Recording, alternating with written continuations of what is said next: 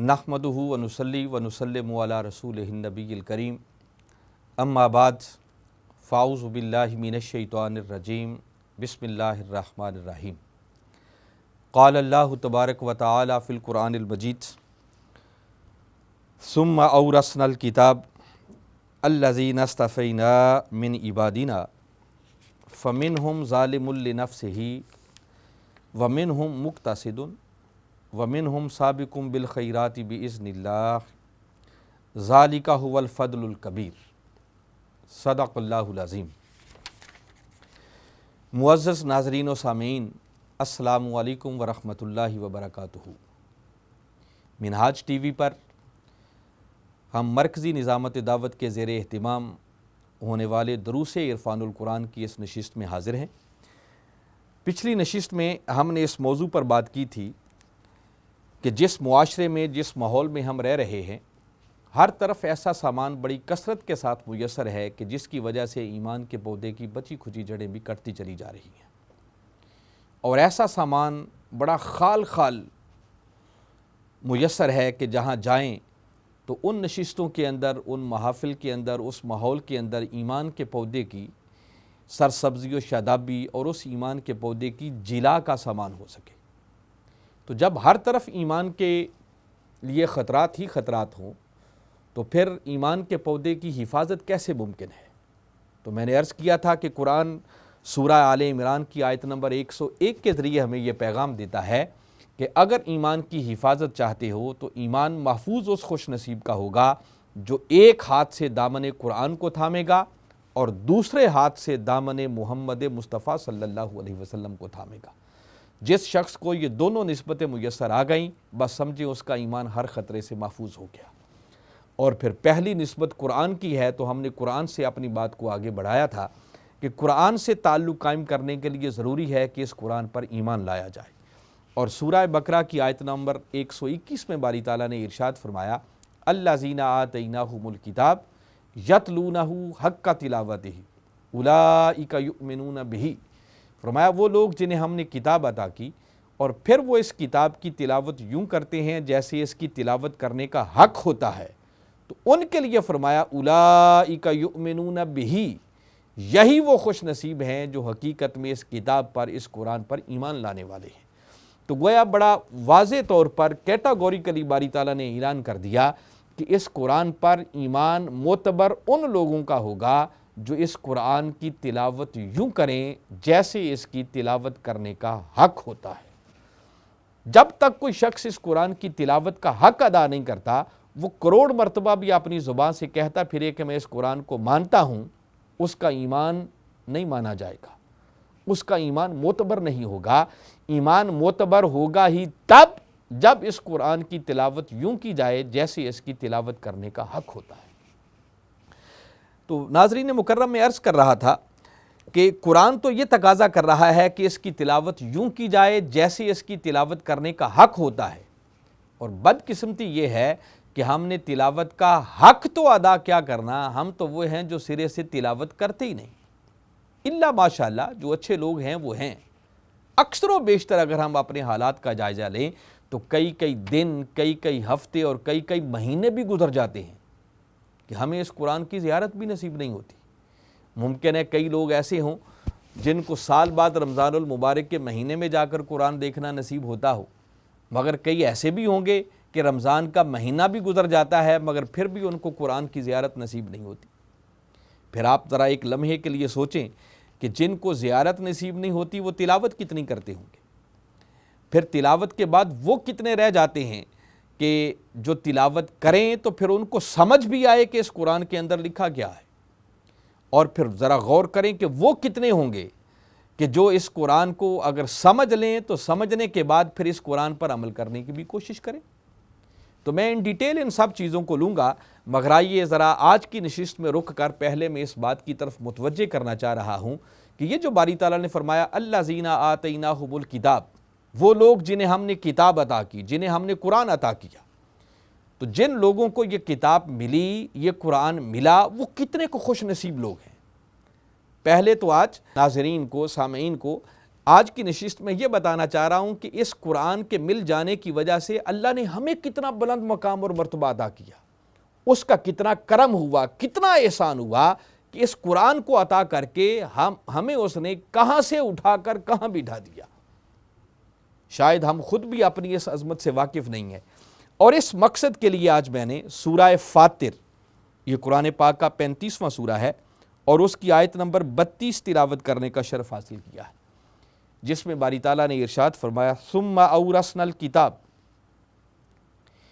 پھر ہم نے اس کتاب کا وارث بنایا، الذین اصطفینا من عبادنا، ان لوگوں کو جنہیں ہم نے اپنے بندوں میں سے چن لیا، فمنہم ظالم لنفسہ، اور ان میں سے کچھ وہ ہیں جو اپنی جانوں پر ظلم کرنے والے ہیں، ومنہم مقتصد، اور ان میں سے کچھ وہ ہیں جو درمیانے درجے کے ہیں، ومنہم سابق بالخیرات باذن اللہ، اور ان میں سے کچھ وہ ہیں جو خیرات میں، حسنات میں، نیکیوں میں بڑی سبقت لے جانے والے ہیں، ذالک هو الفضل الکبیر، اور فرمایا یہ اس قرآن کا وارث بنایا جانا اور پھر سابقم بالخیرات باذن اللہ والے طبقے میں شامل ہو جانا، فرمایا یہ اللہ کی طرف سے بہت بڑا فضل ہے، ذالک هو الفضل الکبیر، یہ اللہ کا بہت بڑا فضل ہے، یہ فضل کبیر ہے۔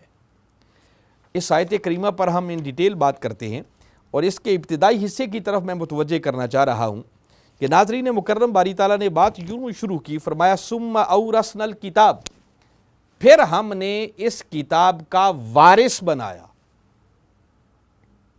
کن لوگوں کو؟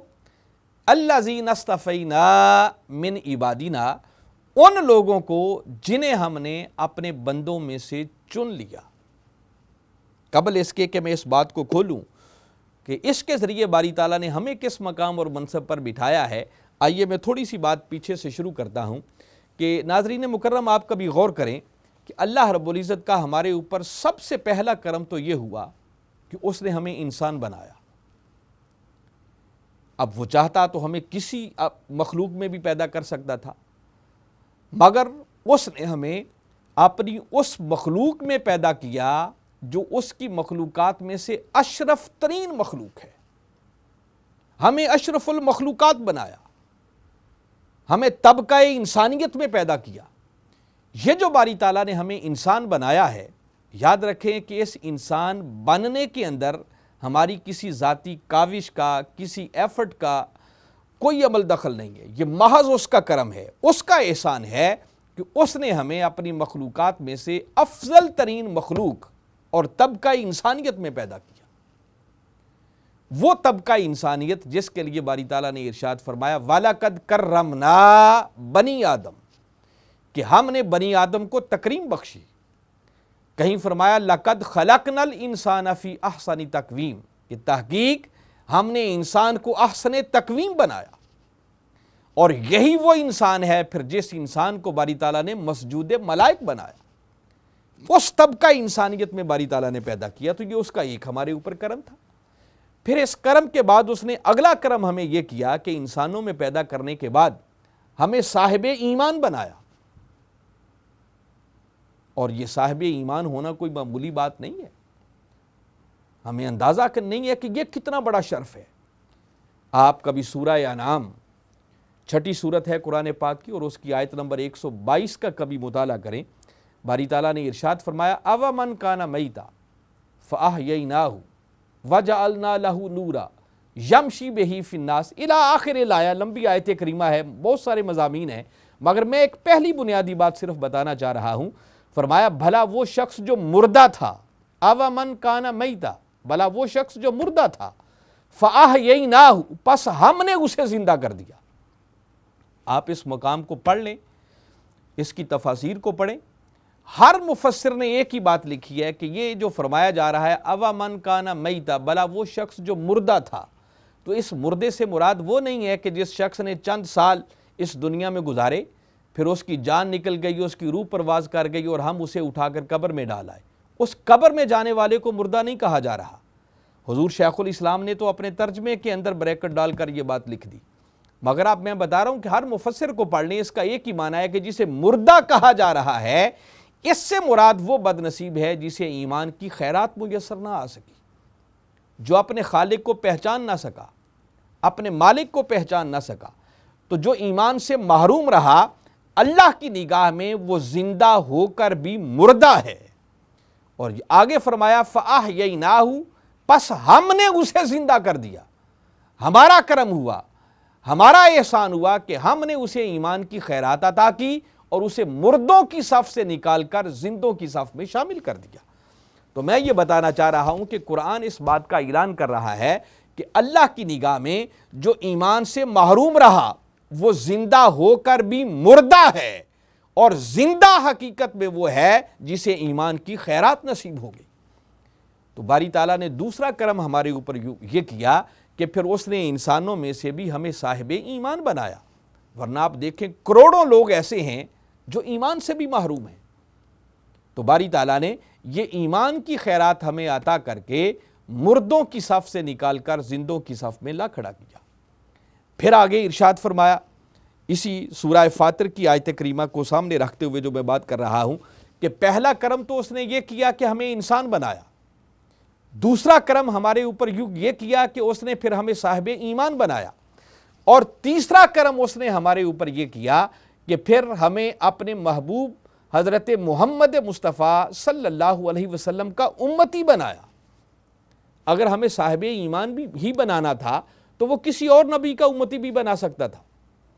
یہ کتنا بڑا اس کا کرم اور احسان ہے کہ اس نے ہمیں اس محبوب کا امتی بنایا جس محبوب کا امتی بننے کے لیے انبیاء بھی دعائیں کرتے رہے، وہ بھی اس خواہش کا اظہار کرتے رہے کہ کاش ہم تاجدار کائنات صلی اللہ علیہ وسلم کے امتی ہوتے۔ تو اللہ نے ہمیں اس اپنے محبوب مکرم نبی آخر الزماں حضرت محمد مصطفیٰ صلی اللہ علیہ وسلم کا امتی ہونے کا شرف عطا کیا۔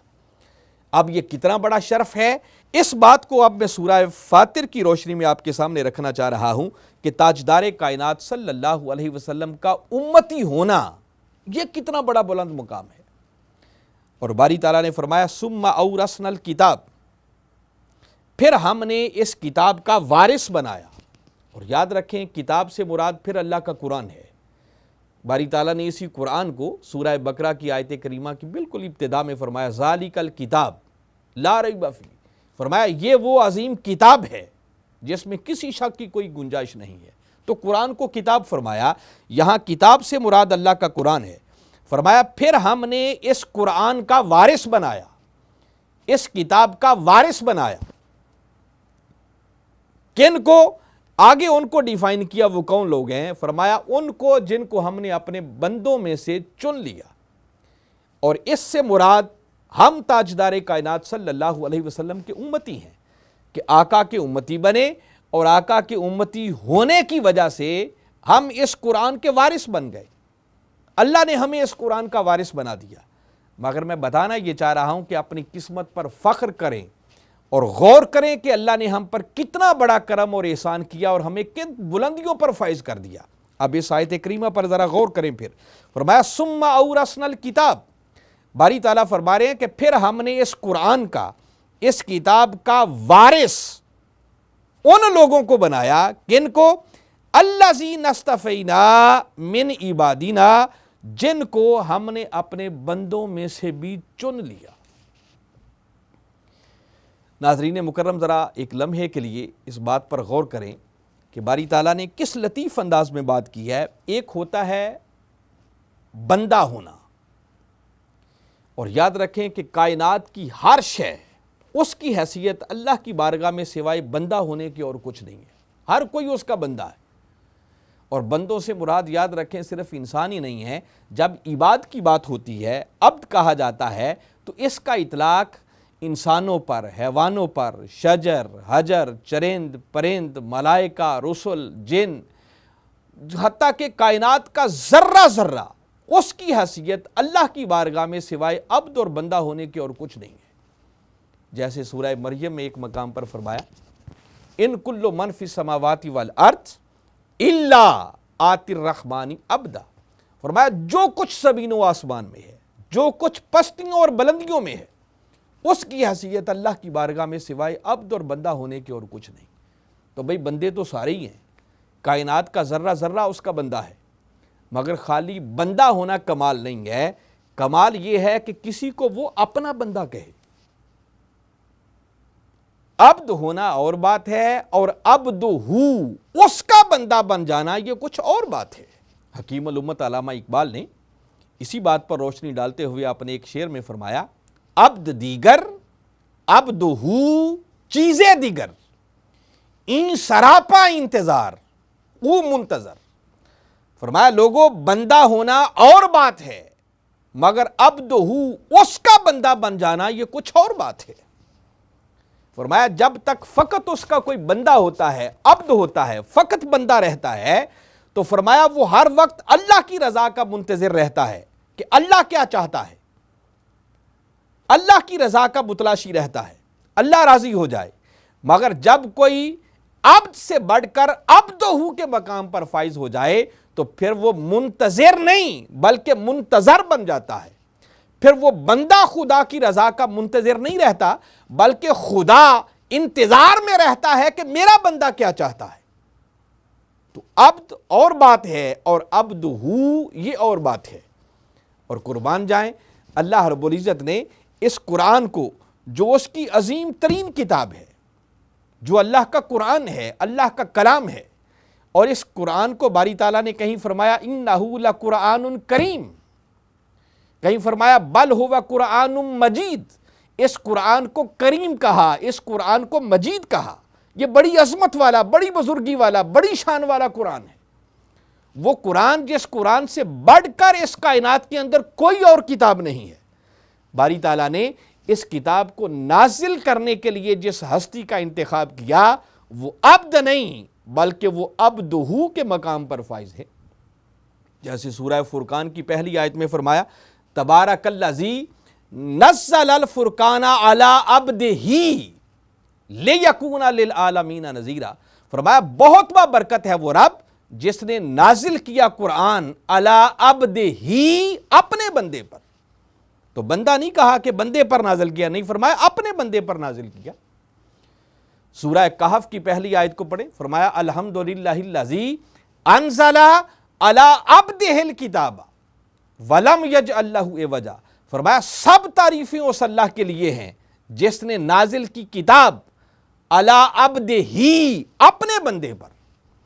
تو بھئی عبد ہونا اور بات ہے اور عبد بن جانا یہ کچھ اور بات ہے۔ تو اللہ نے جس ہستی پر قرآن نازل کیا وہ عبد نہیں بلکہ عبد کے مقام پر فائز ہیں، اور جن کو اس کتاب کا وارث بنایا۔ اب ذرا چشم تصور لائیں اور اپنی قسمت پر رشک کریں کہ اللہ نے کتنا کرم کیا اور کس عظمت پر آپ کو فائز کیا ہے۔ فرمایا ہم نے اس کتاب کا وارث ان لوگوں کو بنایا، الذی نصطفینا من عبادنا، ان لوگوں کو اس قرآن کا وارث بنایا جن کو ہم نے اپنے بندوں میں سے بھی چن لیا۔ تو یہ نہیں کہا کہ بندوں کو وارث بنایا، خالی عباد نہیں کہا، بلکہ عبادنا، عبادنا کا معنی ہے اپنے بندے، ہمارے بندے۔ اور باری تعالیٰ نے یہاں پر بھی اکتفا نہیں کیا کہ میں نے اس قرآن کا وارث اپنے بندوں کو بنایا، اس کے اپنے بندے بھی بہت سارے ہوں گے، مگر یہ جو آگے استفینا من عبادنا، فرمایا اس قرآن کا وارث، اس کتاب کا وارث ہم نے ان خوش نصیبوں کو بنایا جن کو پھر ہم نے اپنے بندوں میں سے بھی چن لیا۔ تو کچھ بندے ہیں، کچھ اس کے بندے ہیں، اور جن کو قرآن کا وارث بنایا یہ وہ خوش نصیب ہیں جو اس کے بندوں میں سے بھی پھر اس کے چنیدہ بندے ہیں۔ تو تاجدار کائنات صلی اللہ علیہ وسلم کے امتی ہونے نے ہمیں اس مقام پر فائز کر دیا کہ اس نسبت کی وجہ سے اللہ نے ہمیں اس قرآن کا وارث بنایا، اور فرمایا یاد رکھو تم عام لوگ نہیں ہو، فرمایا تم وہ خوش نصیب ہو جو میرے بندوں میں سے بھی پھر چنیدہ بندے ہو۔ قربان جائیں، اگر ہم اس بات کی لطافت کو محسوس کریں تو سچی بات ہے کہ ایک وجد انسان پر طاری ہو جائے کہ باری تعالیٰ کا کتنا کرم ہوا، کتنا احسان ہوا، اور اس نے کس بلندیوں پر ہمیں فائز کر دیا، ہمیں کن بلندیوں پر اس نے فائز کر دیا۔ اگر اس بات کی لطافت ہم صحیح معنوں میں محسوس کریں تو سچی بات ہے انسان پر ایک وجد طاری ہو جائے کہ باری تعالیٰ نے ہمیں اس قرآن کا وارث بنا کر اور اپنے محبوب کا امتی بنا کر کن بلندیوں پر فائز کر دیا ہے، کن عظمتوں سے ہمکنار کر دیا ہے۔ مگر پھر قابل غور بات ایک اور جو آپ کے سامنے رکھنا چاہ رہا ہوں، یہ بات کرتے ہوئے باری تعالیٰ نے انداز بڑا خاص اپنایا ہے۔ فرمایا ثم اورثنا، پھر ہم نے وارث بنایا۔ اورثنا یہ جمع متکلم کا صیغہ ہے، جس کا مطلب ہے ہم نے وارث بنایا۔ حالانکہ ناظرین مکرم آپ کبھی غور کریں، اللہ ایک ہے اور وہ اپنی توحید کا پرچار چاہتا ہے، ہر جگہ اپنے ایک ہونے کا اعلان کرتا ہے۔ اس نے یوں نہیں کہا کہ پھر میں نے وارث بنایا، نہیں، ثم اورثنا فرمایا پھر ہم نے وارث بنایا۔ جمع کے صیغے میں بات کی، میں کہہ کے بات نہیں کی، ہم کہہ کے بات کی۔ اور یہ قرآن کا اسلوب ہے کہ قرآن میں باری تعالیٰ کبھی کبھی ایک ہو کر بھی اپنی بات واحد کے صیغے میں نہیں بلکہ جمع کے صیغے میں کرتا ہے، اور اس کی مختلف حکمتیں ہوتی ہیں۔ جیسے سورہ 3 کی آیت کریمہ ابھی میں پڑھ رہا تھا، وہاں بات کی تو فرمایا لَقَدْ خَلَقْنَا الْإِنسَانَ فِي أَحْسَنِ تَقْوِيمٍ، تحقیق ہم نے انسان کو احسن تقویم بنایا۔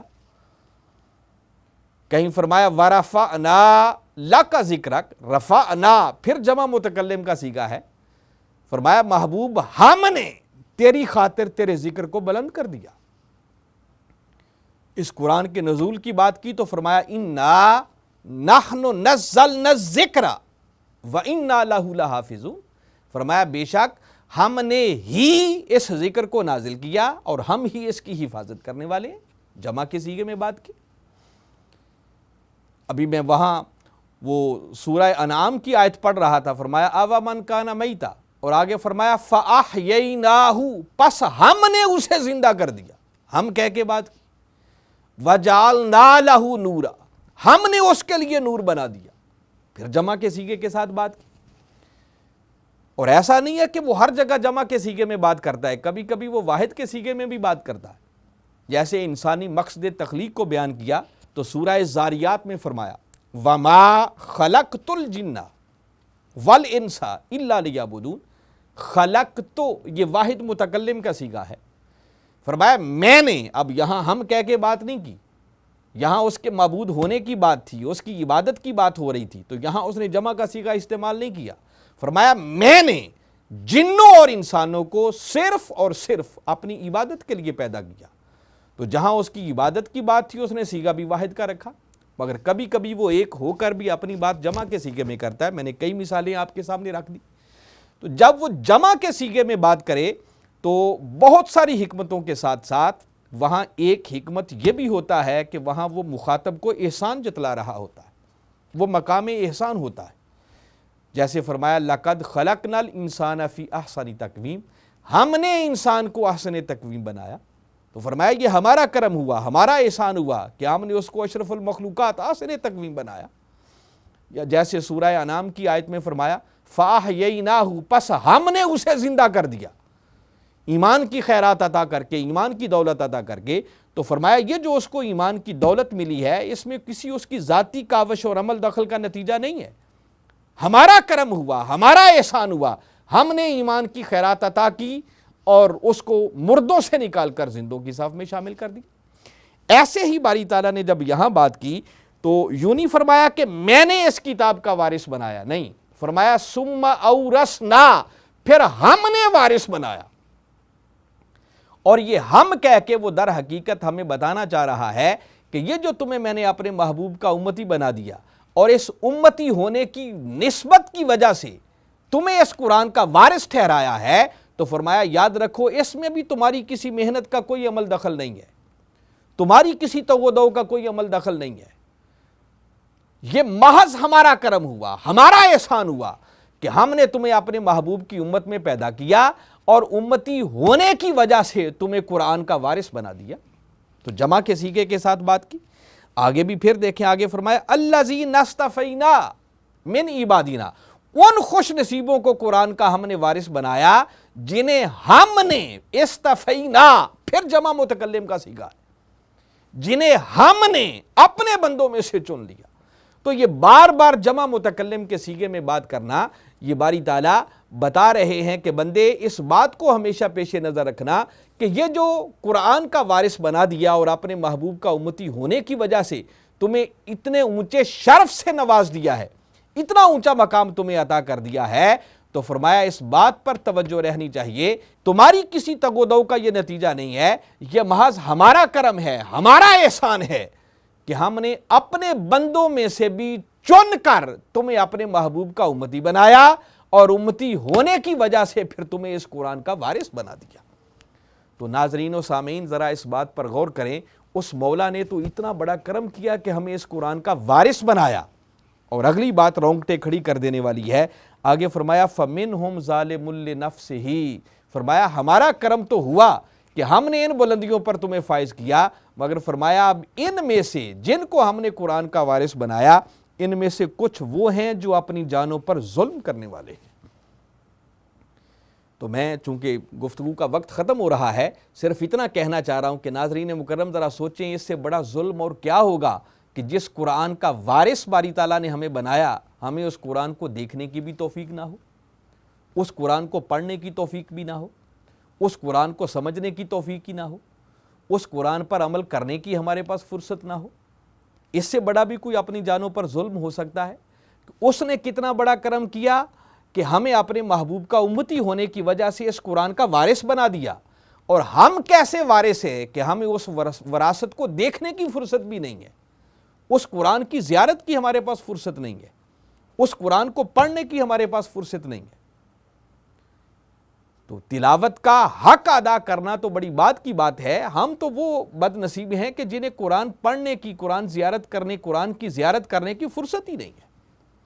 تو اس آیت کریمہ میں باری تعالیٰ فرما رہے تھے کہ لوگو اگر اس قرآن پر ایمان لانا چاہتے ہو تو تمہارا ایمان بھی معتبر تب ہوگا کہ خالی زبان کے اقرار تک نہ رہو، پھر دل تمہارا یوں تصدیق کرے کہ اس تصدیق کے ساتھ ساتھ تم قرآن کے ساتھ ایسے جڑ جاؤ کہ ایسی تلاوت کرنے والے بن جاؤ جس سے قرآن کی تلاوت کا حق ادا ہو جائے۔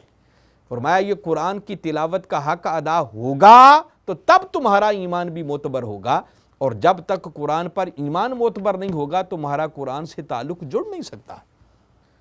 تو ناظرین مکرم، اس کتاب کا وارث ہونا بھی ہمیں اسی بات کی طرف متوجہ کر رہا ہے کہ ہم اس قرآن کے ساتھ ایسا تعلق قائم کریں کہ پھر صحیح معنوں میں اس قرآن کے حقوق ادا کرتے ہوئے اس کی تلاوت کا بھی حق ادا کرنے والے بن جائیں۔